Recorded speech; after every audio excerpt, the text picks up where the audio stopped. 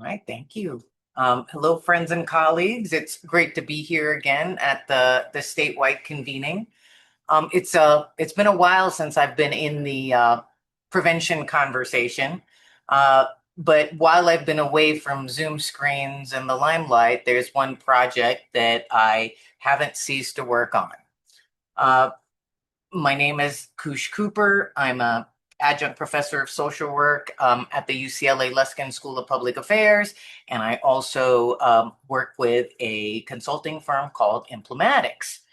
I have had the great honor and privilege of being the, you could say, master of ceremonies or the MC of this effort since 2022, when the Mendocino County Child Welfare Director at the time, Gina Connor, who you'll hear from and about in a moment, asked me to help write their comprehensive prevention plan. That went well enough that the partners decided to keep me on to support the implementation. So that means Kira and I, we create the agenda, we take the notes, we create the PowerPoint presentations, and we generally just keep watch over the dreams of these three jurisdictions to move forward a conversation that moves beyond the past and into a new future. I've been at the service of this collaboration since 2022, and it's a collaboration between the Cahto Nation, the County of Mendocino, and the state of California. But at the heart of it all, hold on, there's an okay coming up on my screen. Sorry. The center has always been the Cahto children and families. Some of the things you're about to hear will reflect some of the principles that were mentioned in the earlier talk. And before we begin the formal presentation, as we always do with every single meeting, we begin with a prayer. So I am going to turn it over to Kendra Campbell, who is the secretary of the executive committee for the Laytonville, for the Cahto Tribe of the Laytonville Rancheria. Kendra, please, if you would. Hey, Kendra Campbell, Charlene, Aneshchek, Arsteye, Niai, Tindanting Kaikwanta. Hello, my name is Kendra Campbell. I'm a Cahto woman from the Cahto Tribe of the Laytonville Rancheria. If you're able to stand, you can stand with me. If you prefer to sit, that's okay too. Thank you, Creator, for bringing us all here today. We come together with open hearts and open minds. We come together to provide resources and tools for us to use for our counties and for our communities, for our children and our families, Creator. Anybody out there struggling, Creator, or with a heavy heart or with the loss or grieving, Creator, please come to them and comfort them as they get through this next stage in life, grieving, missing a loved one, Creator. Anybody out there struggling in addiction, Creator, children out there needing services and protection, Creator, we hope that we can get to them and save them and offer protection. Creator, anybody traveling today, let them make it safely, Creator. Be with us throughout the year and continue to provide blessings for our families. Oh. Thank you very much, Kendra. So now we are going to watch together a portion of a presentation that was done by a couple of our speakers here in partnership with Caltrin in April of 2024. So I'm going to stop sharing and turn it over to you, Kira. Great.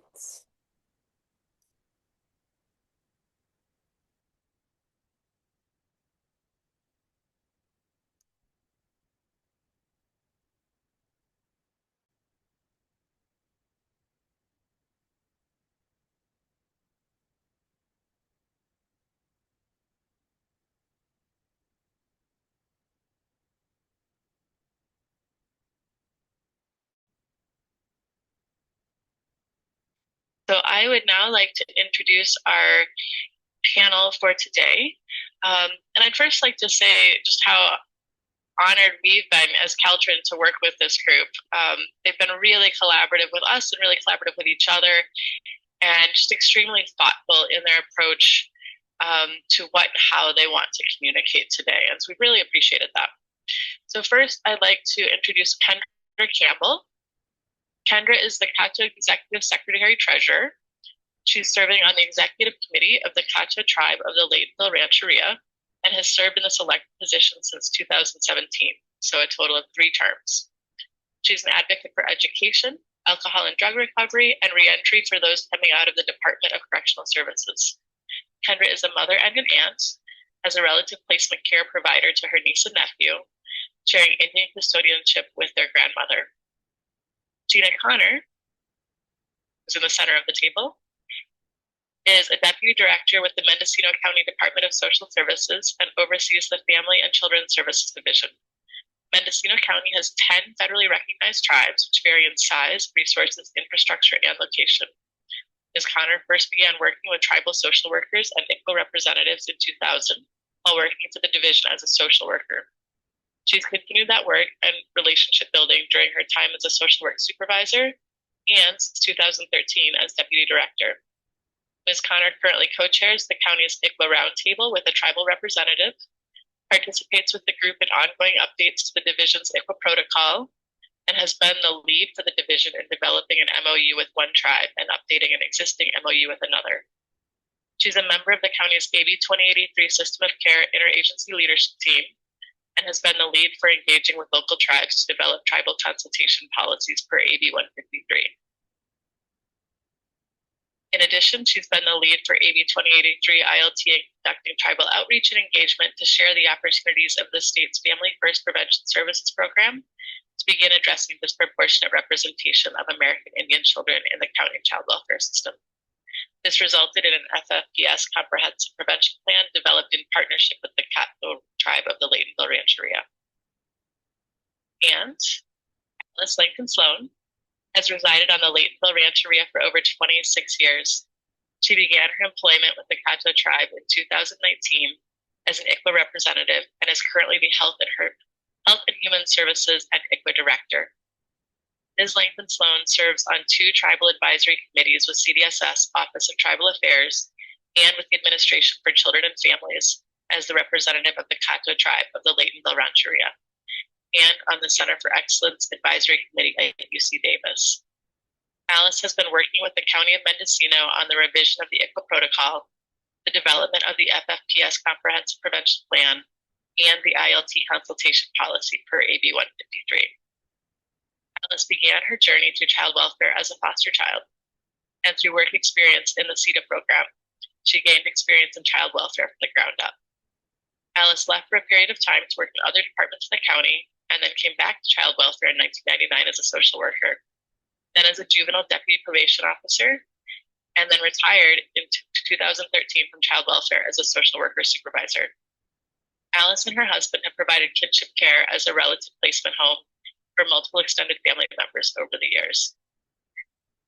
I'd like to welcome the 3 of you, and we're excited to hear what you have to tell us today.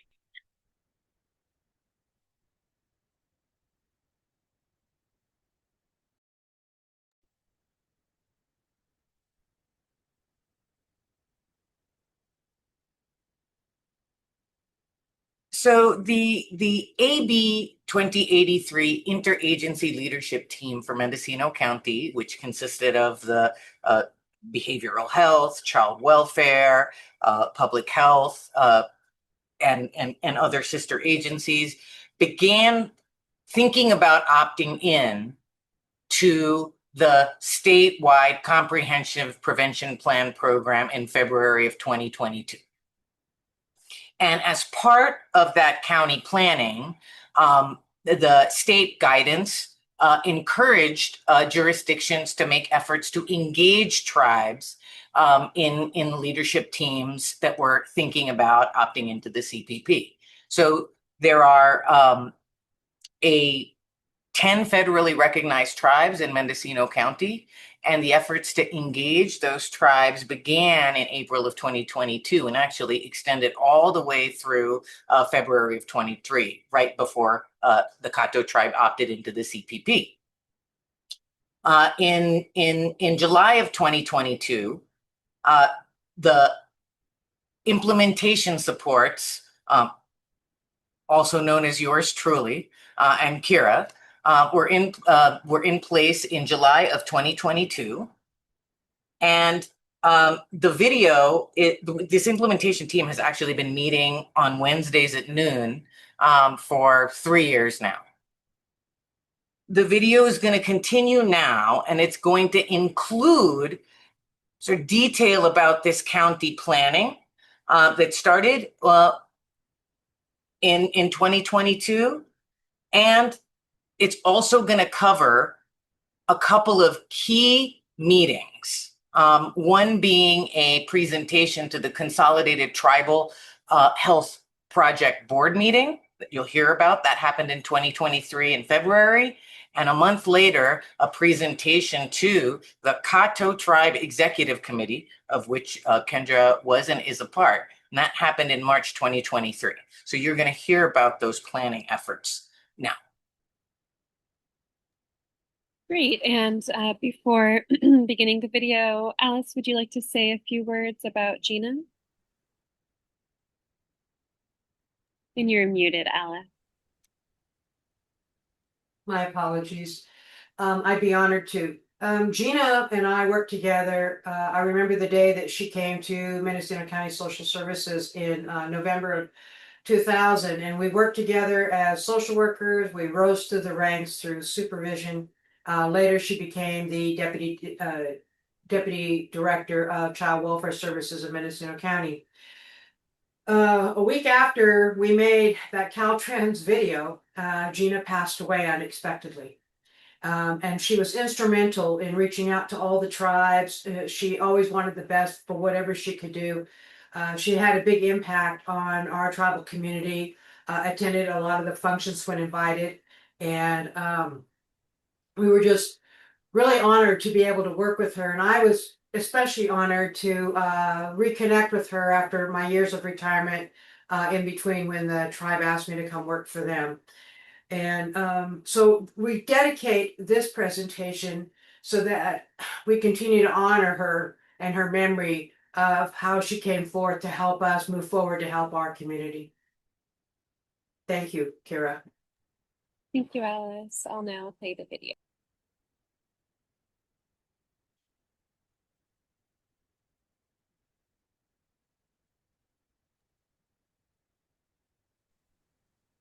Gina, I'm going to turn it over to you. Great. Good afternoon. We are honored to be here with you today to present our story and to present the first part of our story because it's not over yet. And hope you will hear some ideas that you can take back and discuss within your own communities to foster tribal county collaboration. Before we begin our story, we will share with you a little bit about Mendocino County and the Cahto Tribe of the Laytonville Rancheria. Mendocino County is in Northern California, about 100 miles north of San Francisco. Its population is 91,601 individuals per the 2020 census, and it ranks number 38 among the 58 counties in population size. It spans about 3,507 square miles, much of which is very rural. It borders the Pacific Ocean on the west, and throughout the county there are many redwood forests, rangeland, and agricultural land, including for wine grapes, fruits and nuts, and marijuana. We are part of the Emerald Triangle for our county. The three main population areas of the cities are Ukiah, which is the county seat that's more the southern part of the county, Fort Bragg, which is on the coast, and Willits, which is about midway in the county. Most services are centered inland in Ukiah, followed by Fort Bragg on the coast. The main transportation routes are Highway 101 inland and Highway 1 on the coast, which go directly north to south, and then smaller windy highways connecting inland to the coast, Highway 20 and Highway 128. There is very limited public transportation for areas outside of Ukiah, Willits, and Fort Bragg, and limited transportation within these three towns. As Dana mentioned, there are 10 federally recognized tribes in the county on predominantly remote reservations and rancherias. We do have one tribe on the coast, and the other 9 are spread throughout the inland area of the county. The American Indian and Alaska Native population in our county for the 2020 census was 6.6%. And now Kendra will share about the Cahto Tribe. Hello. The Cahto Tribe of the Laytonville Rancheria is located in northern Mendocino County, about 1 hour south of the Helma county line. Federally established February 1st, 1908, under the Act of June 21st, 1906. We are an Athabascan language group and have been working towards language revitalization since 2019.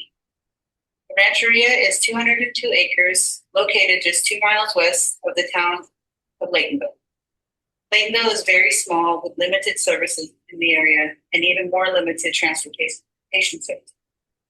The current population on the Rancheria is about 250 individuals with 171 enrolled tribal members, 54 enrolled children and youth under the age of 18, with a total of about 46 families.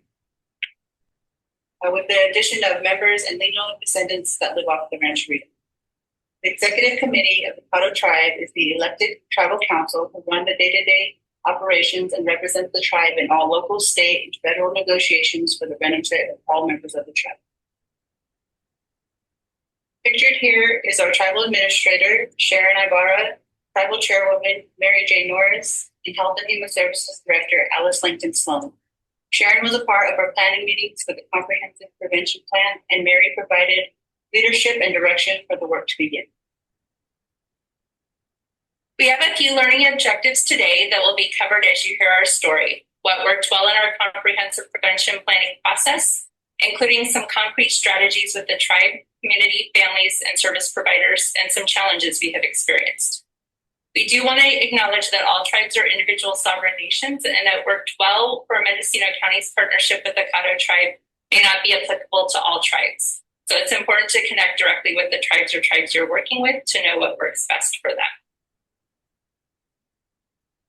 Our story began when the Family First Prevention Services State Block Grant opportunity came out in March 2022.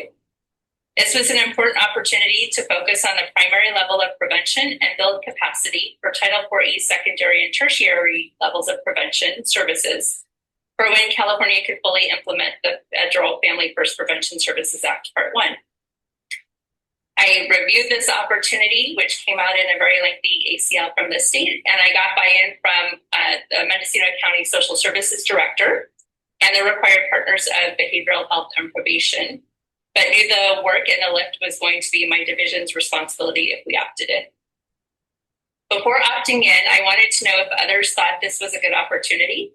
So I arranged for a community meeting with tribal representatives and community organizations to give an overview of the FFPS state block grant opportunity and determine interest from the group, as well as any worries and concerns.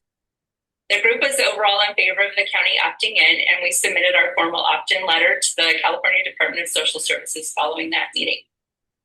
I knew a consultant was going to be very important to help us navigate this work, so the county contracted with Informatics, and we worked with them from the start to the present. And I've also designated one of my staff, the senior program manager, Waldi, Helma, to work with me on this. In August 2022, my department began reviewing our child welfare data involving American Indian Alaska Native youth with our ICWA roundtable. We reviewed detailed data, including the number of children and youth involved in our county's child welfare system by tribes or tribes that the children were eligible for or members of. Our data has consistently reflected a high disproportionality of American Indian and Alaska Native children and youth in our child welfare system. About 28 to 30% of our open child welfare cases involve children and youth and young adults who are confirmed eligible for or are members of at least one tribe. This includes children at home with a parent and family maintenance, in foster care and family reunification or permanency placement, or in extended foster care. However, as I previously mentioned, American Indian and Alaska Natives only represent about 6.6% of our total population for the 2020 census. So I presented this data to our AB 2083 System of Care Interagency Leadership Team, which at that time was comprised of social services, behavioral health, probation, county office of education, Regional Center, and the Juvenile Court, who serve as our comprehensive prevention plan governing oversight body. I do want to mention that since then, since we've been doing the tribal consultations, some tribes have joined and are joining our ILT. But at that time, tribes were not part of the ILT. One of the requirements of the Comprehensive Prevention Plan, which I'll refer to as the CPP, was to invite and engage Indian tribes in cross-sector collaboration and input into the CPP. I had been listening to presentations regarding tribal engagement, and I am a county representative in the state ICWA work group. And I heard very clearly the importance of including tribes from the beginning of the process. So I got the okay from our AB 2083 interagency leadership team to start with our local tribes to determine their interest in being part of the CPP before engaging with the broader community-based organizations and I coordinated with our interagency leadership team for how that engagement process would begin. I discussed the plan at an ICWA roundtable meeting and got input from the ICWA representatives as to who and which community-based organizations to invite to a tribal engagement meeting in addition to themselves and their tribal leaders. In February 2023, I co-facilitated with our consultant the tribal engagement meeting with tribal representatives, tribal service providers, and some community-based organizations who were identified by the ICWA representatives as organizations their tribes' families worked well with. Also, several representatives from our AB 2083 interagency leadership team participated. The purpose of this meeting was to provide an overview of the Family First Prevention Services opportunity and to determine if one or more tribes were interested in being part of the CPP. One tribal chairperson who was present recommended I give the presentation at a consolidated tribal health project board of directors meeting, as that meeting is attended by the tribal chairpersons and their delegates for 8 of our 10 local tribes. So a few weeks later, I gave that presentation at the Consolidated Tribal Health Project Board meeting and asked for any interested tribes to contact me. I also noted the time frame we were working with, since by that time we only had 5 months left before a plan was needed to be submitted to CDSS. Cahto Tribal Chairwoman Norris attended this presentation. I brought the FFPS opportunity to one of our tribal HHSA meetings with the executive committee, and Chairwoman Norris referred the presentation Gina did at Consolidated Tribal Health. At that time, the Cahto Tribe had the 3rd highest percentage of youth involved in the Mendocino County child welfare system. I discussed with the executive committee the number of cases we had, and that this would be an opportunity to reduce the number of cases involved in child welfare and meet our family's need within the tribe rather than county involvement. There was a fear of bringing in the county, fear of children being removed again, fear of disclosing things, but the executive committee trusted me and that I could help explain things to the tribal community, get tribal community input and buy-in, and that this would be an opportunity to change child welfare as we knew it. The executive committee asked that Gina do a presentation to them on this opportunity, and then they would decide if they wanted to be part of the plan. So I presented to the Cahto Tribe's executive committee in March, and they said yes to be part of the plan. I did also continue to outreach to the other tribes, especially the tribes that have the highest number of children in youth in our system, but only the Cahto Tribe expressed an interest in moving forward. The executive committee identified Kendra, Alice, and tribal administrator Sharon Ibarra to be part of the county's weekly meetings with our consultant Informatics. During the weekly planning meetings, it was important for the county to take direction from the tribe as to how the tribe wanted to be involved and proceed with planning. The tribe identified how we wanted to introduce this opportunity to our tribal community and how we wanted the county to be involved in that process. The executive committee invited Family and Children's Services to participate in 2 tribal events to introduce this opportunity and determined that a series of dinners and a luncheon was needed to establish community buy-in and input. The series was then referred to as Moving to Wellness Series. This movement went beyond this series, and the tribe then focused all year on health, wellness, and unity, putting unity back into the community through health and wellness events. We began with co-creating an infographic during our weekly planning meetings that would help explain to the tribal community what this plan was about. We used the state's CPP infographic and adjusted each of the 6 domains to be specifically applicable to the Cahto tribal community, using terms and statements that would be meaningful and understandable. We also co-created a survey that my manager, Waldi, and I would use at the first community event to gather input from the tribal community on their needs in these domains.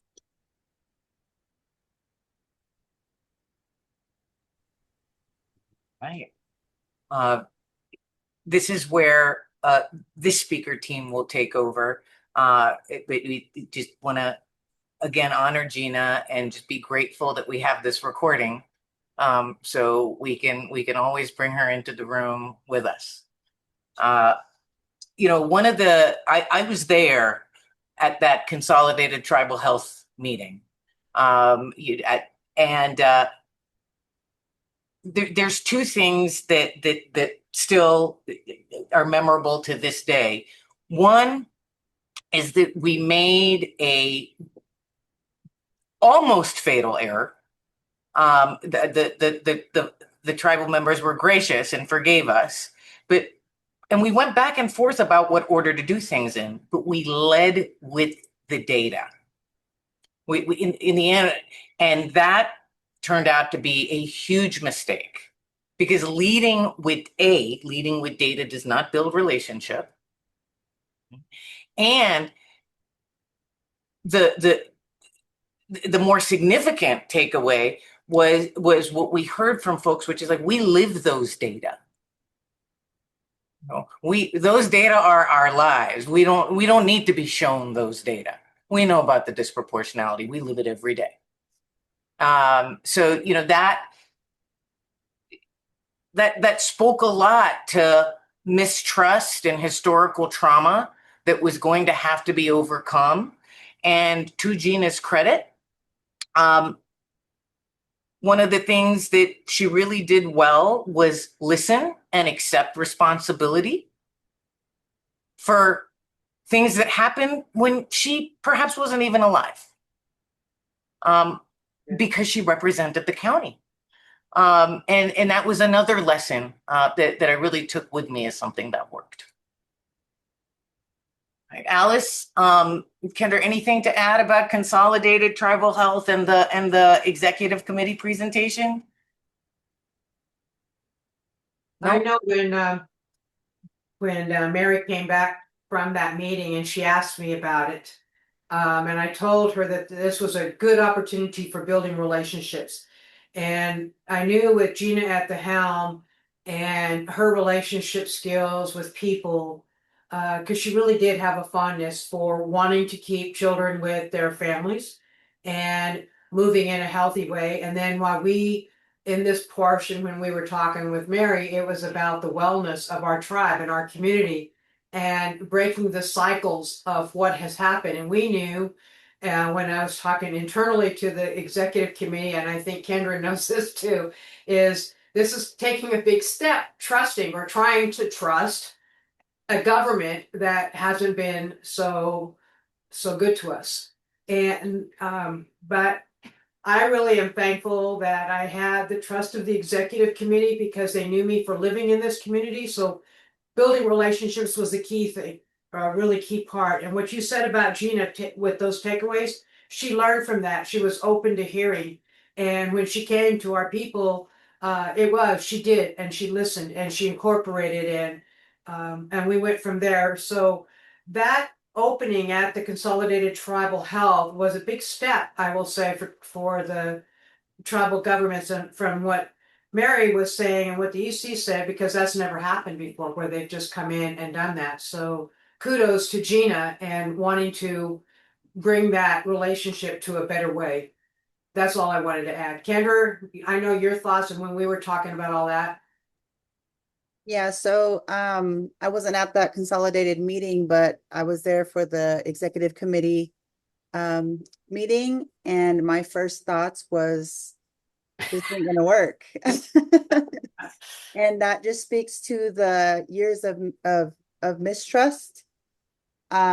the relationships weren't developed then. And there's a stigma in the community about the county, you know? So I was like, it sounds great, but I don't see how far this is going to go. But we took a leap of faith and and here we are. So yeah, the early meetings, I was skeptical. So I'm happy to see how far we've come, and I'm happy to share that with you. And a key member of our little band, our little implementation team couldn't be here today, but you're hearing her name in the video come up often, and that's Waldi Helma. Waldi Helma was a program manager within child welfare at the time when we started. She now actually works for the larger Health and Human Services Agency in Mendocino County, but has somehow convinced the leadership to let us keep her on this project to provide continuity, because she's the one with the relationships and really, as you've heard already, relationships are the foundation.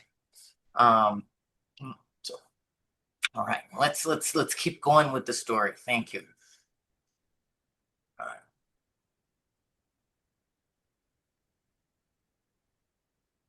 All right, that seems like the right one.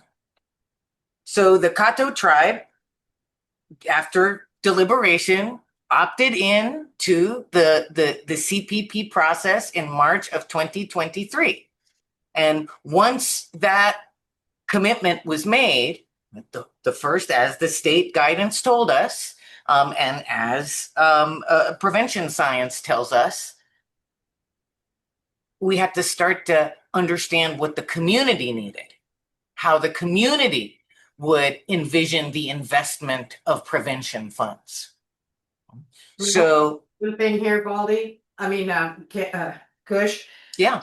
Waldi and Gina did talk to us in between where the presentation was made to the executive committee versus the time it took for the tribe to really decide to engage. And you'll notice on the slides, it was in the beginning of March when we talked. At the end of March, we said we would take it, and we just jumped full force ahead. And that's where now you're coming in with the Earth Day. Yeah. And as Alice said, so that the first community listening event, you could say, was Earth Day, April 2023. And the survey that was done on that day, you heard about it in the video. And now Kendra's going to share a little bit more detail about what we heard from the community. So in April of 2023, Gina and Waldi were invited to have a booth at our Earth Day event in April, where they could share the infographic and the survey and gather input from our tribal community and what our needs are. Based on the survey results, the tribe wanted to move forward with designing the comprehensive prevention plan with the county. CCP won't cover all of those needs, but it provides additional funding for meeting some of them. And so, these are the domains that emerged when the community completed the survey. As in many lists and surveys of communities, housing, access to safe and affordable and quality housing came up often. Need for financial stability, so we can afford childcare. And we have to have education and training so we can get jobs to get that financial stability. Access to health in a way that's culturally sensitive, both physical, emotional, and spiritual care and health, a supportive environment, and healthy tribal lands, right? Safe areas for folks to live and grow and raise families, right? And grow old, and pass the memories and the cultural legacies onto the next generation. So that was the first event. So now we had our domains, and we'd heard from the community about the kinds of services and supports they envision needing, so that the stressors that promote child abuse and neglect are mitigated. So the next series of listening events included community meetings and a coast walk. And Alice is going to share a little bit about those now. So it was important that the meeting times be varied to support our tribal members and our tribal community. And it was also important to center those meetings around food, which is our traditional way of approaching our community and being guests and welcoming them to our tribal lands. The tribe identified a need that we needed to provide a stipend to provide an incentive for our tribal community members to engage and participate in all three meetings. So it wasn't just a stipend that gave them, oh, if you only attend one, they had to attend all three so that they could understand and share in the community what this was about, and that the more that they engaged, the more buy-in there would be for prevention, and they would see how we were going about changing child welfare as we know it and be responsible for the upfront of prevention. So we had a total of 3 meetings. The first meeting was a dinner with the tribe's executive committee and the tribal administrator, tribal youth that lived in the system, that had been involved in child welfare referrals, that had been a part of emergency out-of-home placements, those that have been residing in what we call Indian custodian homes, those that have been placed with relative caregivers. We also invited our elders who had been in their early years subjected to removals from their home and their homelands and their communities and never got to go back. We also invited other tribal individuals that had interest in the Earth Day survey, because it was pretty important to see where those priorities were amongst all the individuals that completed the surveys. And Gina and Waldi attended. We had about 25 participants that first night, and we presented them with the changing child welfare as we know it. We knew that a lot of it had to be on us, and it takes a village to make that happen. They were asked what the needs were that were identified, and then we had to prioritize it. I don't know if we have video pictures, but we had charts all the way around the room, and we gave them little circles, dots, to go around and pick things that was important. Here they had a list of, we said everything that you wanted and what would you like, and we had lots and lots of lists, and we had them broke up in individual tables.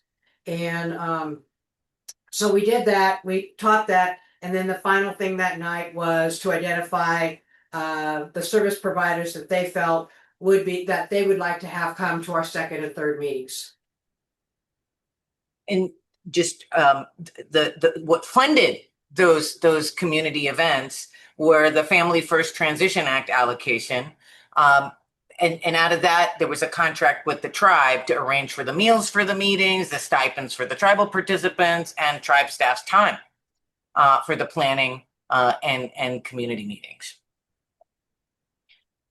Go ahead, Alice, then the second luncheon. So our community-based organizations that participated were the Redwood Coast Regional Center, because we have many children here that have specialized needs for autism, other types of prevalent disabilities.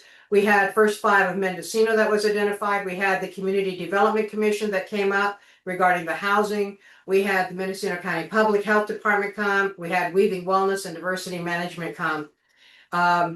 Representatives from the Northern Circle, Indian Housing Association attended too.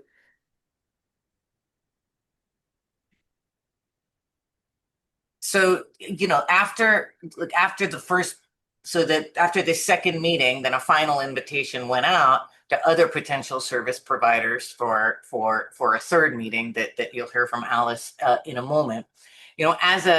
As somebody who had the honor of being invited to participate in one of those events, I got to hear the kind of planning that went on to order the food, to set up the space, and a way that was different than the past.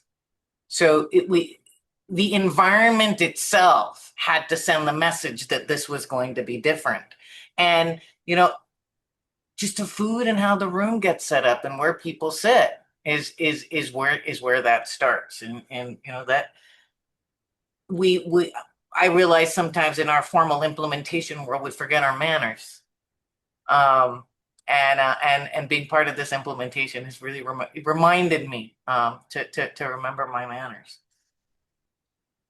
So then, before we had the third community dinner, about the same span of time, there was this other momentous event that Kendra will tell us about. So we knew that it was important to continue the conversation and keep it fresh in our community's mind about where we were with moving to wellness. So we thought it would be great to have our annual coast walk and the theme to be walking to wellness. Every year we walk 10 miles, we say in our ancestors' footsteps, who go over to the ocean, and we gather and fish and we dance and we eat together. So we invited Waldi and our consultant from Informatics, Miss Khush, to attend our 23rd annual Cahto Coast Walk and the theme Walking to Wellness. We think that it's great that's another part of building relationships, is that you invite these resources and entities out so that they can be a part of the community and they can see the community through our eyes and know the importance of just being together and eating together. One of the that was the first time I'd ever walked 10 miles contiguously. And I was super sore the next day, but the second time was better. It was easier. Another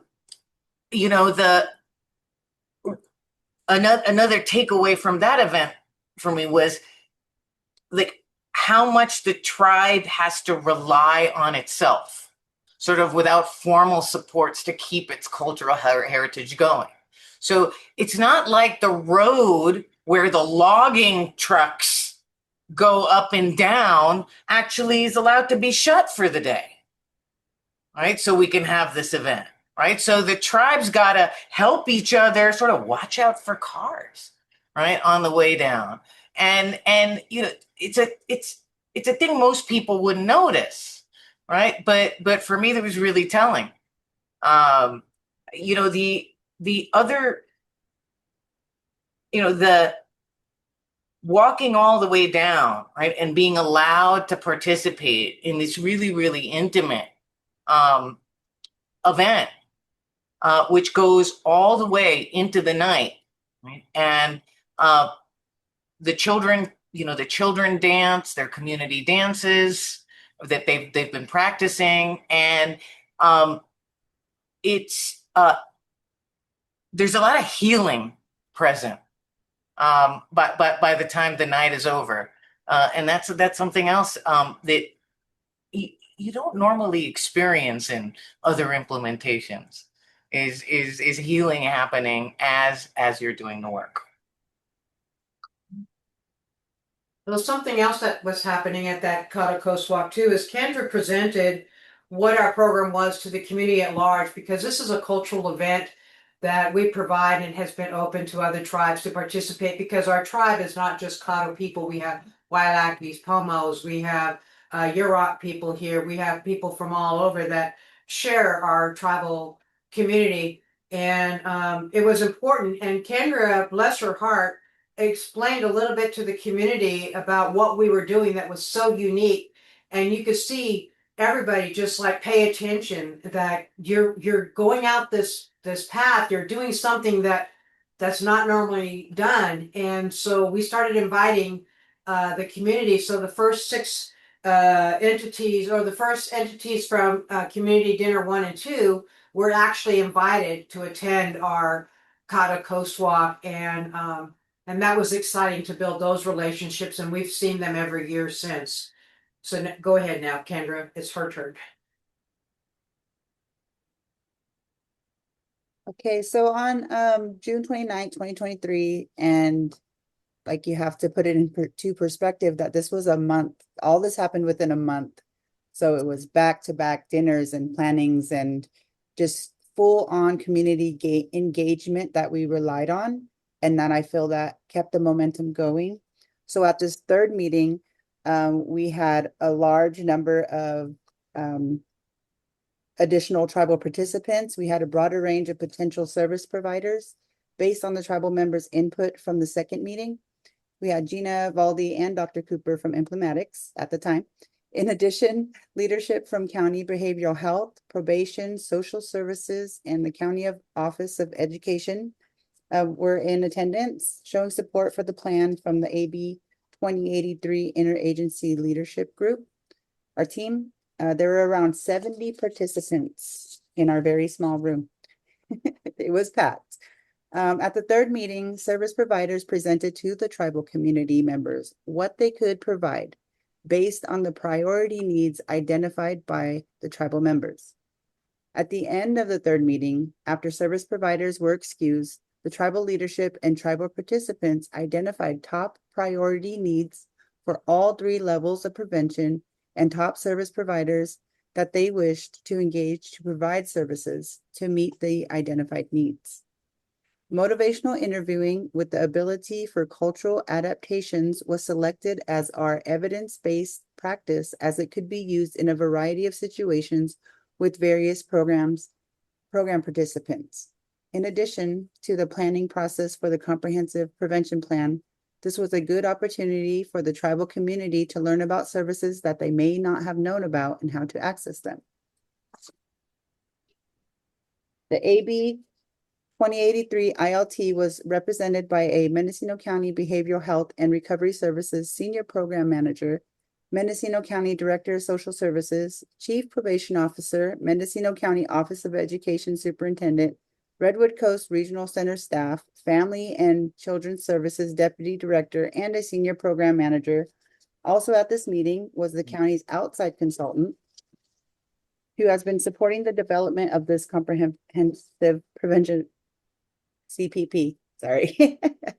The agencies and CBOs who were also present, in addition to the ILT representatives, included Adventist Health Street Medicine Program, California Indian Manpower Consortium, Consolidated Tribal Health Program, court-appointed special advocates of Lake and Mendocino counties, First Five Mendocino, Mending Basket Family Resource Center, Mendocino College Native American Club, Mendocino County Public Health, Mendocino County Department of Social Services Front Door for Families Program, Mendocino County Youth Project, North Coast Opportunities, Partnership Health Plan, Pinoleville Pomo Nations New Life Clinic, Pinoleville Pomo Nations Vocational Rehabilitation Program, Rural Communities Housing Development Corporation, Sherwood Valley Band of Pomo Indians Celebrating Families Program, and Tapestry Family Services Foster Family Agency and Specialty Mental Health Services Provider. And you know, as Kendra reflected, there were a lot of people packed into that room. And you know, if you can imagine, you had the County 2083 interagency leadership team there on reservation, an hour away from the county seat, where their offices were, here at showing support physically for this process. What do you think? How do you think that landed for the tribal community, Alice or Kendra? That the ILT was there. Those that talked to me afterwards, what was interesting was they go, well, did they come here because they were forced to? And I said, no, they came here because they wanted to. And they go, but why? And I said, because they really do want to help us. They want us to find a way to help ourselves because we're so remote. Resources are so limited in our community, and bringing them to the table and coordinating it. And you could just see the expression and the heartfelt thing like, well, are they really going to hear us? Are they really going to listen? And I said, I don't know until we go through this. But I mean, this is a great opportunity and a way to open the door. So, Kendra probably heard other things from families because she was one of the families that we had chosen, multi-generational family living together, being caretakers. And we actually presented them on the Caltrans. That was the family picture that you saw on the Caltrans site. So it was pretty exciting. Kendra, what did you hear from the family at large? Because you also had that connection. Well, it was a disbelief mainly of like, who is that? And it's like, oh, that's the county. Why are they here? Because they want to help, because we're trying to change the relationship and child welfare as we know it. And that's the kind of, we kept on having to repeat that. It's like, no, this is what we are doing moving forward. You know, we don't want to get hung up on how it was in the past. Like, this is the county showing up because this is what we want to do moving forward. We want to change child welfare how we know it. We want to change the relationship.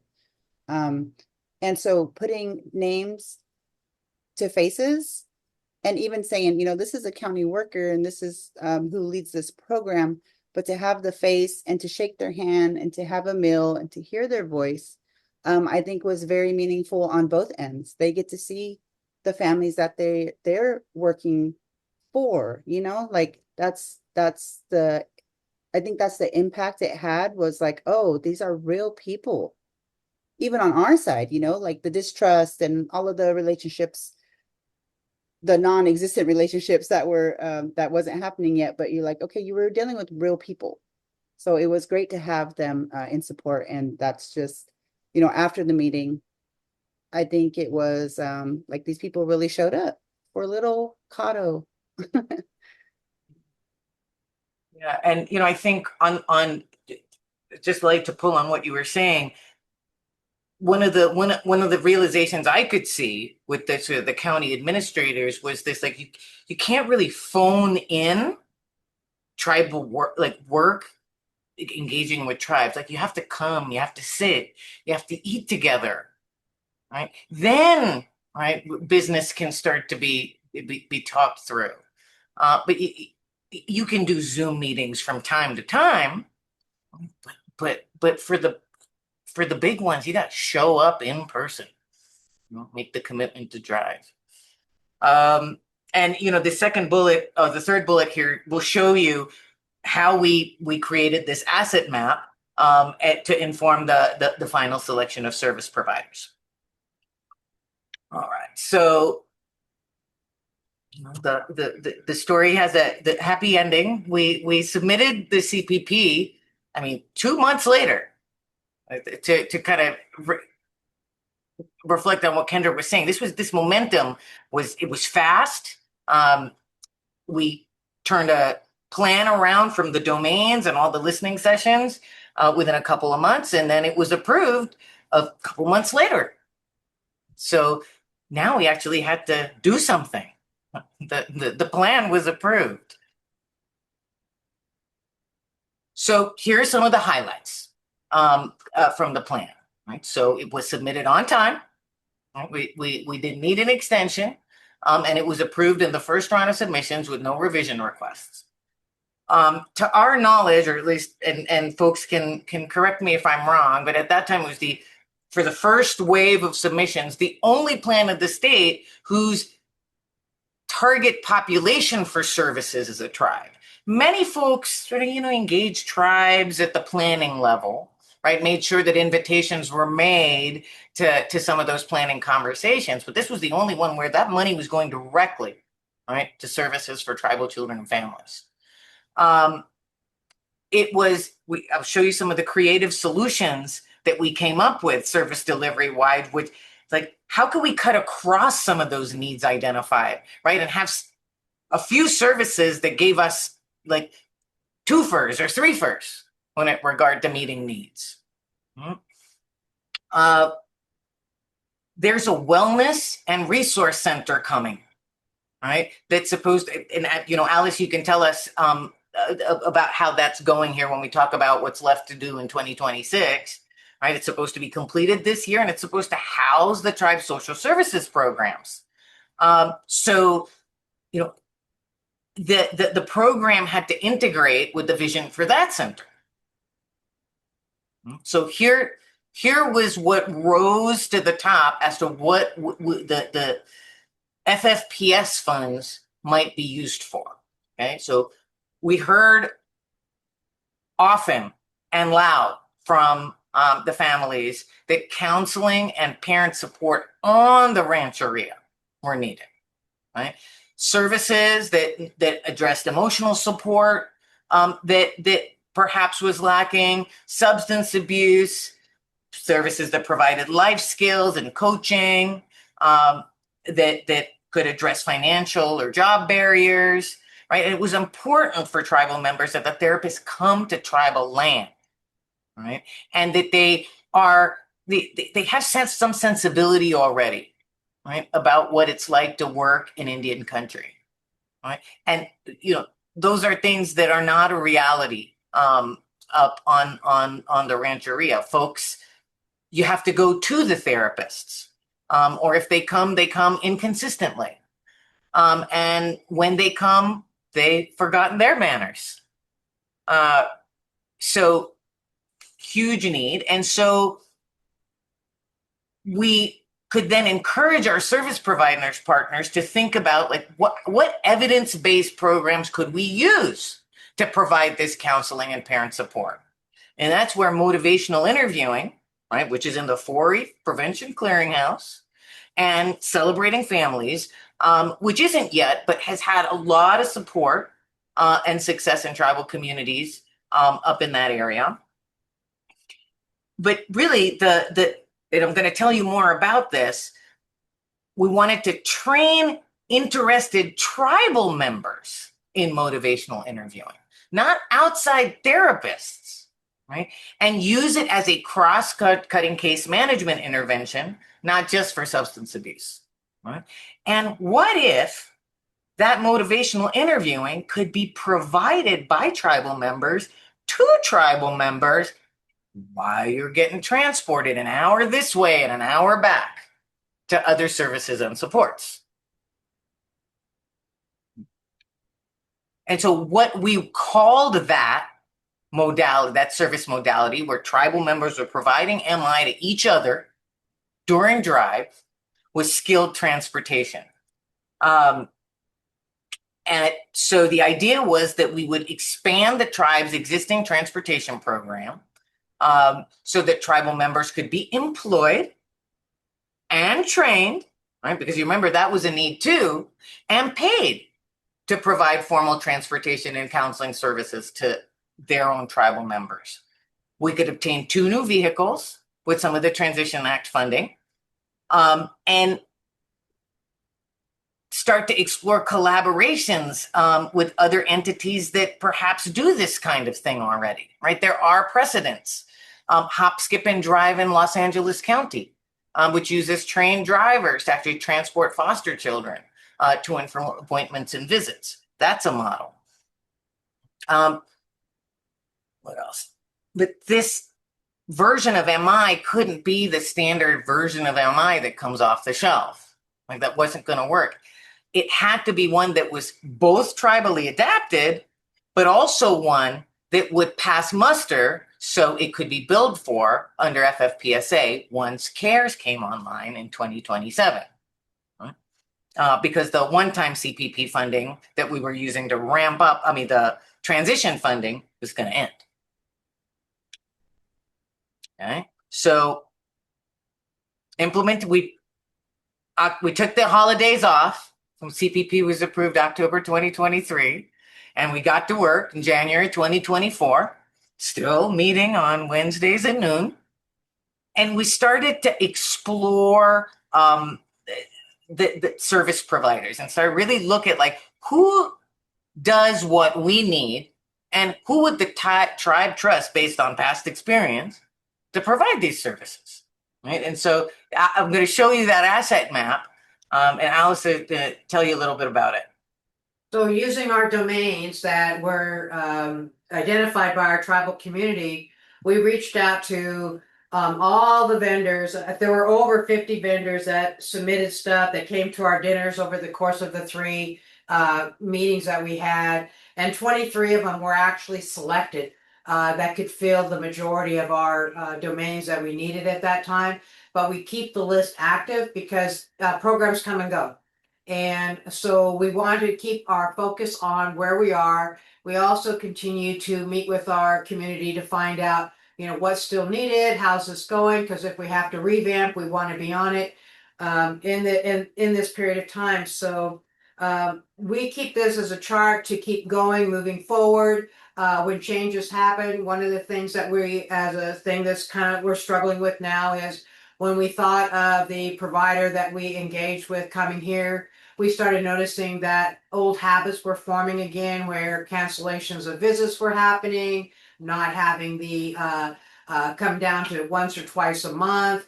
Then it was once a month. Then they were pulling providers to put them in the biggest service area because there was a greater need in the urban area, which we call Ukiah, Willis, or Fort Bragg. So again, the resources are pulled from the outlying areas where there's no public transportation. There's very little opportunities for other things. And so we constantly adjust, move around, keep searching for providers that are willing to come here, develop these relationships, because it's important. And when you have therapy and you have complex needs in children, you have a history of distrust and historical trauma that's invading, plus the current things that they're dealing with: domestic violence, substance use and abuse, a variety of different things, education falling apart where kids don't go to school. We're constantly moving and changing things as we're going through, but keeping our focus on the future, where we're going, and refusing to give up. Thank you, Alice. And we've redacted the names of the organizations, Yeah. but you can imagine there's names of organizations in the rows, and this gives us a way to go, oh, well, if we, contract with this organization, they do 6 things inside the domain. And if you can see down here, this organization here seems to do all the services. I think I can share who that organization is, and that's the Cahto Tribe. Right? For the most part, the Cahto Tribe has to do it all for itself. So just to give you a view of sort of how we can bring systematic tools once the engagement's been done, like asset maps, right? But you can't start there. Okay, so this was all going to hinge on this motivational interviewing partner. Who were we going to engage to provide sort of the centerpiece of the service delivery inside of this program, the thing that holds it all together? All right, and so we picked, we engaged with the partner, and I'll share who that is here in a moment, in August of 2024. Right, so we found them in August of 2024, and someone who is on this call, Kristen Gast, actually was instrumental in doing the research to find this partner when she worked with us over at Implematics. So kudos to you, Kristen. They blew it wide open. All right. Oh, and one other thing to note is the training. We engaged the partner, right? We found them in August of 2024. Took a year to actually get rear ends and seats for a training, right? That's the other realization. Okay, this is going to take, engagement takes as long as it takes. Folks had to get used to this trainer. They had to meet the trainer. Tribe had to get used to the trainer. You can't phone it in. You can't rush it. All right. So, Kristen's research led us to these technical assistance networks that actually SAMHSA, the Substance Abuse and Mental Health Services Administration, funds. And they're usually university hubs that provide training and technical assistance to folks delivering substance abuse related services. And as many of you know, motivational interviewing actually was born in the substance abuse treatment world, right? It's Families First is giving it this national opportunity to be used as a cost-cutting case management intervention. But, it was initially, fidelity meant you only used it for substance abuse. Okay, that's different now. You can also use it for case management. So we found through those TTANs and papers that were associated in their resources pages, we found Dr. Kathleen Tomlin, and he wasn't a doctor at the time, but he is now, Dr. Kevin Simmons, in August of 2024.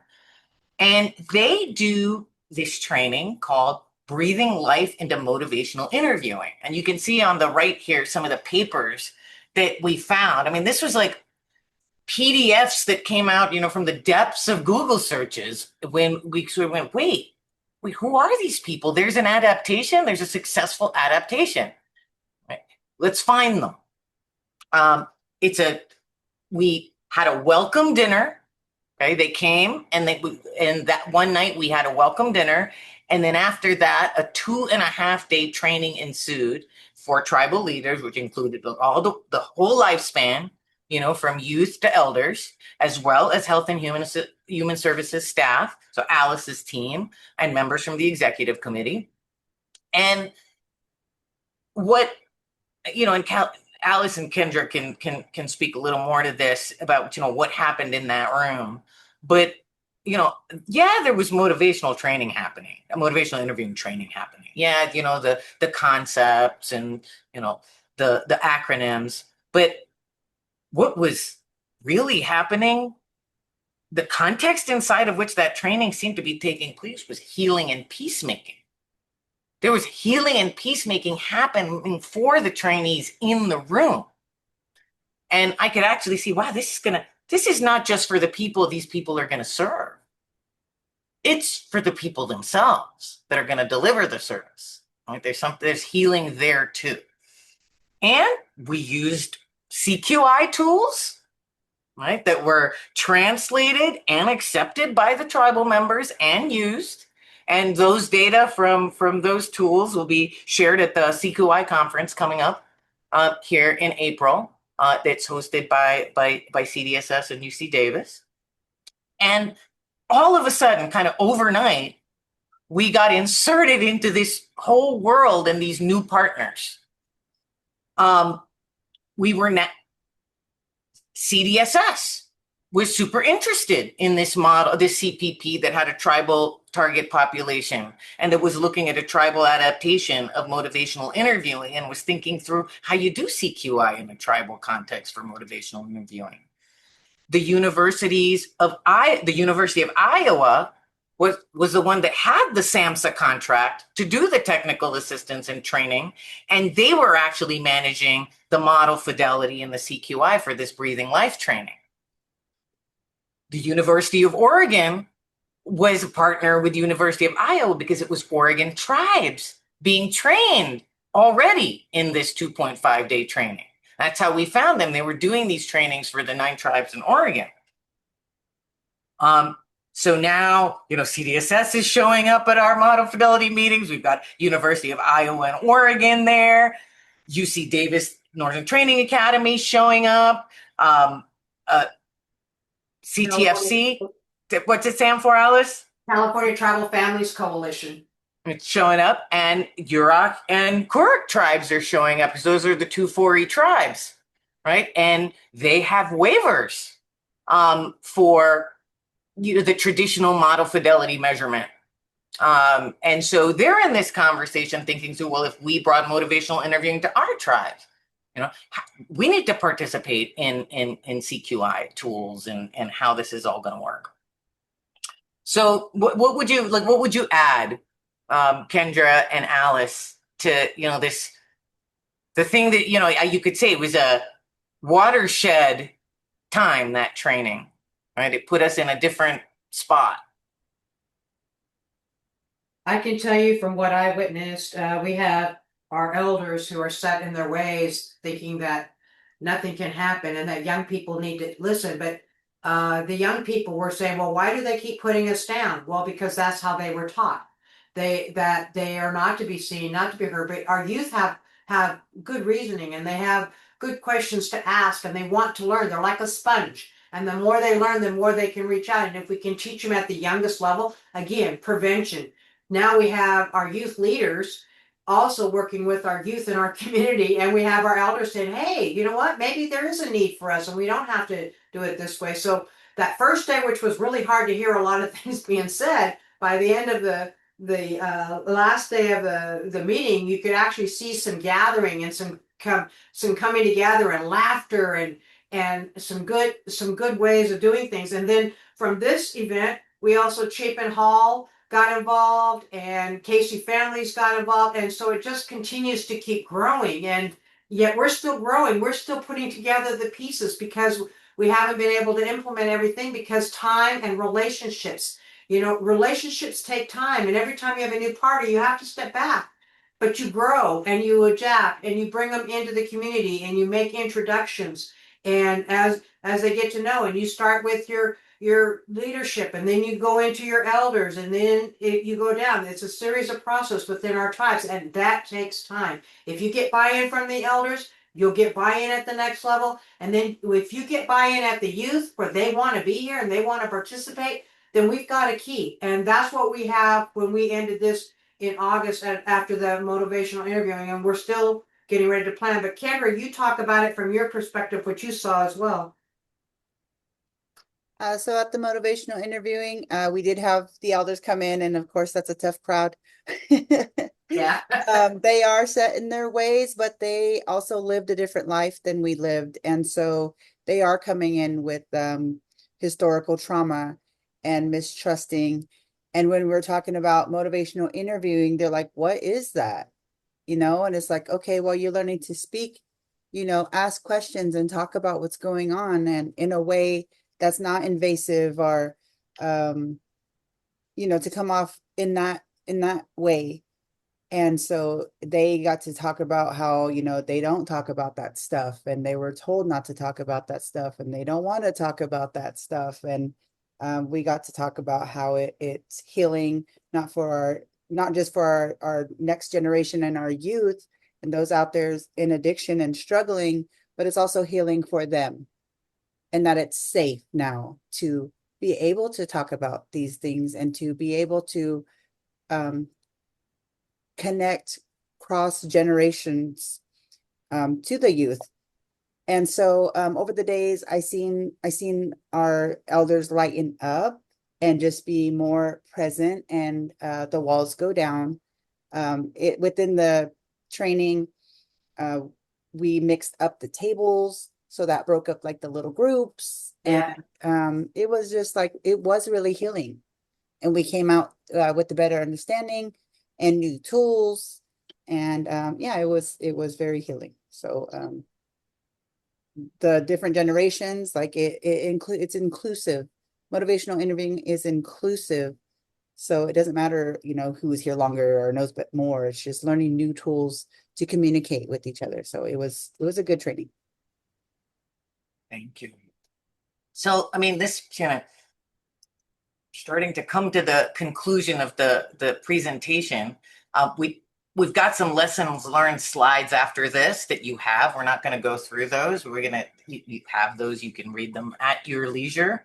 But here's what we have planned for 2026. There's a lot of work to do. There's that wellness center, an entire building that Alice and the tribe are standing up. It's in construction. There's the annual Coast Walk to plan and figure out what the integration points are this year. And Waldi and I will go again. We're going to have 2 design workshops. We've actually got to design how families get in to these services. Like, what are the referral pathways? What are all the different use cases? Like, what if there's a youth and an unaccompanied youth? How would they get into the program? What if it's a family with young children? How would they get into the program, etc.? So that's the referral pathways design workshop. Then we've got to design this thing we call skilled transportation that we made up. How's that going to work? Who's going to drive? How's the scheduling going to work? What training are they going to need? How's the fleet insurance going to work? Those logistics. After the 2.5-day training, there is a virtual booster. Is it virtual or is it in person, Alice? It's in person? Dr. Kevin wants to come here again. Okay. All right. It's pretty compelling once you get up there. You can't leave, I found. So we had a booster for an annual booster is recommended for folks after the training. We've got to figure out how to build out the connectivity to these culturally driven mental health services and supports that we're starting to contract for. especially on the reservation, but off the reservation too. And then we've got to think through the things that a lot of you are starting to think through, which is like, ooh, CQI. How are we gonna fit into this this alternative CQI program that's starting to be thought through at the University of Oregon? About how do you build model fidelity for motivational interviewing that relies on tribal claims of reality and tribal ways of knowing? Right, but it's still sustainable and still can actually pass FFPSA funding muster. We've got to think through that. How are we going to integrate CalAIM, right? And when we're scheduling these services, could ECM, enhanced case management funding, be braided in? Right, so we've got to thought, and how would our managed care partner fit into this? And are they going to be a special, is the tribe going to be a specialty mental health services provider? And Bill. Got to think through that. And then, should Cahto become a 4E tribe, right? And Cahto's considering being a 4E tribe, and Alice can share a little bit more about that for prevention and permanency, right? And in general, we take one step after the other. Sometimes the next move changes what you thought the move after that was going to be, all right? But you just have to keep on moving because it's a complex adaptive system. So we just keep on moving to wellness. Alice? Yeah, so we are presenting at the CQI conference in April. We are making the changes for fidelity. We know that that's a process that Kevin and all of us are working on together to implement that. And we were fortunate also that Celebrating Families is back on track, and I've now got connections so we can bring that back, where we are sharing and have been sharing with another tribe, the Sherwood Valley tribe, through that process. And then the CalAIM was important for case management services, and it's for sustainability. And then the state of California and the federal government, the tribes are allowed to participate in both. And with the federal 4E, it's a 50% match. But with the state of California, and federal also has a demonstration grant, and you have to be careful. There's no commingling and things like that, and you can't use one off the other. But the state of California has one that's going to be implemented, and we just got a contract to review now, and we're working on those processes so that we can become our own 4E. That will generate jobs. It will generate this. The skilled transportation driver will generate another job, the coordination of services amongst the providers. So if we have disabled, and then I hooked up with our housing and community development at the state of California, and we have several grants like Bringing Families Home, the homeless and disabled population that we're helping there with our elders. And then there's Home Safe for the elder care for those to keep people in their homes. So we have a lot of caregivers that are elders that are they Indian custodians or have been given guardianship of children in foster care, and those need supports too. So we're constantly building and seeing, and as our aged population grows, and the care increases, because now you got to think about home health care. You need to think about how do we keep the family intact and not remove them from the caregivers that they have. Are the parents ready at a place that we can look at a JV 180 and move them in that direction? Is probation involved? We've been really fortunate to work with probation on 2 of our cases where they've not been in it. We were able to settle things out. Kids' cases were dismissed. We've done some really good work on this, and this has been a 4-year span, and we know we have a long way to go. But it has brought a wealth of change already to how we've been doing things. We have people knocking on our doors asking for help, whereas before we'd have to wait for a problem to happen. So we've been blessed with this wonderful opportunity. I guess we can leave it open. Kendra, do you have anything to add? No, only that, when you're in it, you don't realize how big it is. So when we first started, and it was overwhelming and it was uncertain, and I didn't know what it entailed. And we were moving at such a quick pace with all of the dinners and the coast walk and the presentations and the surveys and the providers. It's all so much at one time, but it's definitely worth it. And the relationships is the biggest part. Being with the community is the biggest part. Community buy-in is the biggest part. You know, you can have all these resources available and ask a community, why aren't you using these? Well, nobody sat down with me and I never got to meet these people. And so I think that's a huge part in it. And yeah, I didn't realize how big CP is and was, you know, and then we go other places and people are like, wow, how'd you guys do it? And so I'm like, well, it was a lot of work, but but we just keep at it and keep telling our story and hoping that it trickles and grows. So we'd love to see more tribes do it for sure. And it just makes our community stronger. So thank you. And not let the counties get discouraged. I think it's important for the counties to not get discouraged because it takes so much time to build those relationships. Just keep going back, keep making yourself pleasant and being there because it is possible. Also ask to participate. Contact tribes. Hey, do you guys have any events coming up? Hey, can I have a booth at you guys' next event? You know, and just get familiar with the community and not be invasive, not like saying, hey, I got to be there. But when you show up, you know, you start getting invited. You show up and be like, hey, we're having lunch. And then you go sit down and have lunch. It's disrespectful to not take a meal. I'll just say that. Even if by legally or for your work, you cannot just grab a piece of apple or something on your way out. Yeah, no, they're lessons that we've learned along the way. So team, we are at least consistent in that we ran out of time for Q&A again. Presentation in a row.